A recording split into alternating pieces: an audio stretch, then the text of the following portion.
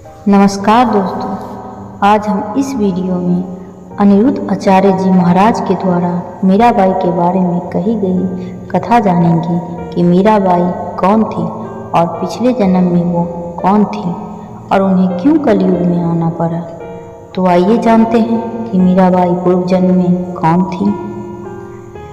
दोस्तों, जब भगवान श्री कृष्ण ब्रज में लीला कर रहे थे तब मीराबाई भी ब्रज में ही थी।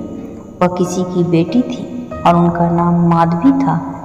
माधवी का विवाह वृंदावन के एक लड़के से हुआ था जिसका नाम सुंदर था, जो कि श्री कृष्ण के मित्र थे।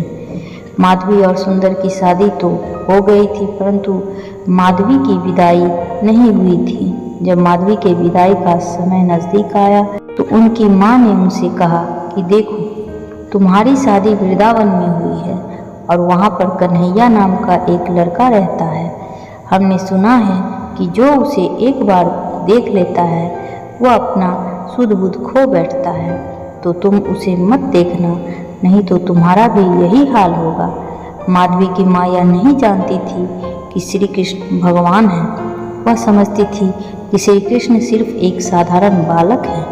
जब सुंदर माधवी को विदा कराकर अपने घर ले जा रहे थे तब उसने अपनी पत्नी माधवी से कहा कि सुनो, यहाँ रास्ते में मेरा दोस्त कन्हैया मिल सकता है। तभी वहाँ पर गैया चराते श्री कृष्ण ने देखा कि उनका मित्र सुंदर अपनी पत्नी को लेकर आ रहा है, तो वह भागा भागा उनके पास गए और बोले, मित्र, अपनी बहू से मुझे नहीं मिलवाओगे? तो सुंदर बोला कि अब मैं क्या मिलवाऊँ तुम्हें, तुम्हारी भाभी ही तो है, तुम ही इनसे मिल लो और देख लो। जैसे ही माधवी को यह पता चला कि श्री कृष्ण उसे देखने आए हैं, उसने अपनी साड़ी से अपना पूरा बदन और चेहरा ढक लिया, क्योंकि उसे अपनी माँ की कही बात याद आ गई। श्री कृष्ण बोले, भाभी जी, अपना मुंह तो दिखा दीजिए, लेकिन माधवी ने कोई प्रतिक्रिया नहीं दी। तब श्री कृष्ण बोले कि तुम मुझे अपना चेहरा नहीं दिखा रही हो, जाओ, अब तुम मेरा चेहरा देखने के लिए तरसोगी।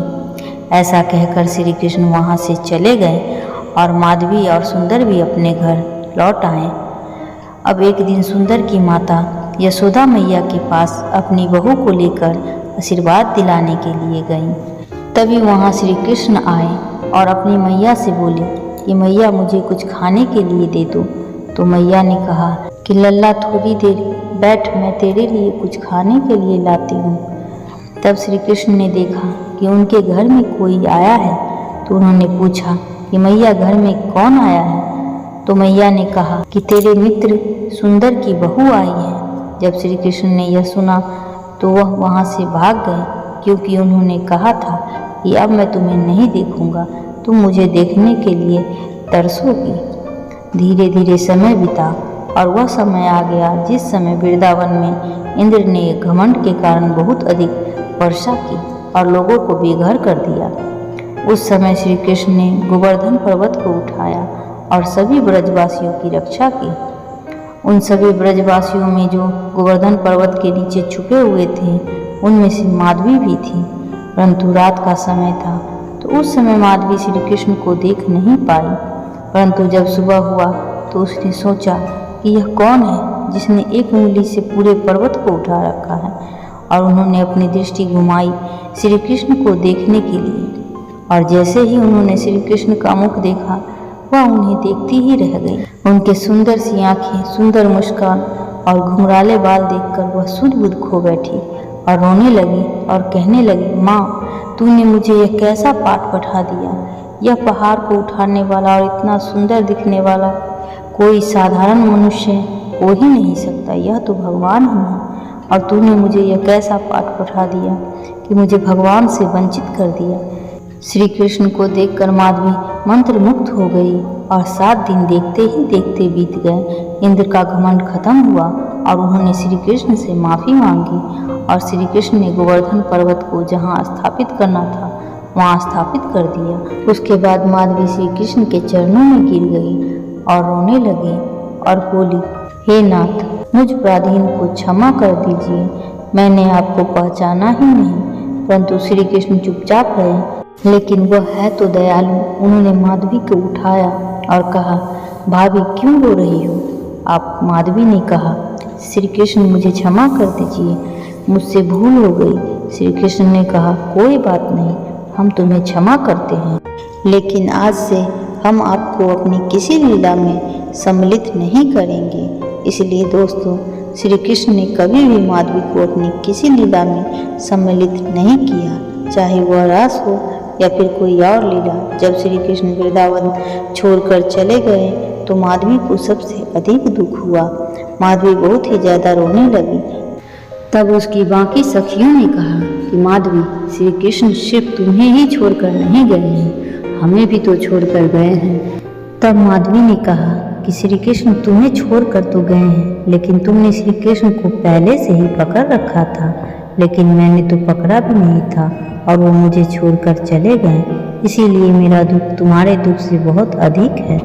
मैं तो सदा ही घूंघट करके उनसे छुट्टी रही। आग लगे ऐसे घूंघट को और आग लगे माँ के ऐसे ज्ञान को, जिसने मुझे श्री कृष्ण से दूर रखा। वह माधवी तड़पते तड़पते अपने प्राण त्याग देती है। और दोस्तों, वही माधवी अगले जन्म में मीरा बनकर प्रकट होती है और इस बार वह कोई घूंघट नहीं करती। सारे लाज शर्म छोड़कर श्री कृष्ण की दीवानी बनकर श्री कृष्ण की भजन करते हुए गली गली नाचती फिरती है, क्योंकि वह जानती है कि पिछले जन्म में मैंने लाज किया था तो उसका परिणाम मुझे भुगतना पड़ा। इसलिए इस दिन में वह कोई लाज शर्म नहीं करती है। जब मीरा वृंदावन आई तो सारा ही घटना उनकी आंखों के सामने सदृश्य हो गया और जिस कारण वह भगवान के चिंतन करती रहती है। पूरा जीवन उन्होंने श्री कृष्ण के चिंतन में ही व्यतीत किया। नाचती गाती सबको नचाती और श्री कृष्ण की भक्ति में सबको लीन करते हुए मीरा द्वारिका पहुंच गई और उन्होंने श्री कृष्ण की इतनी भक्ति की कि द्वारका में द्वारकाधीश का मुंह खुला और पूरी की पूरी सशरीर मीरा उनके मुंह में समा गई। श्री कृष्ण ने कहा कि पिछले जन्म में हमने तुम्हें स्वीकार नहीं किया था, परंतु इस जन्म में तुमने हमारी भक्ति करके एकदम अपने आप को पवित्र कर लिया है, इसलिए हम तुम्हें स्वीकार करते हैं। तो दोस्तों, यह थी मीराबाई की पूर्व जन्म की कथा।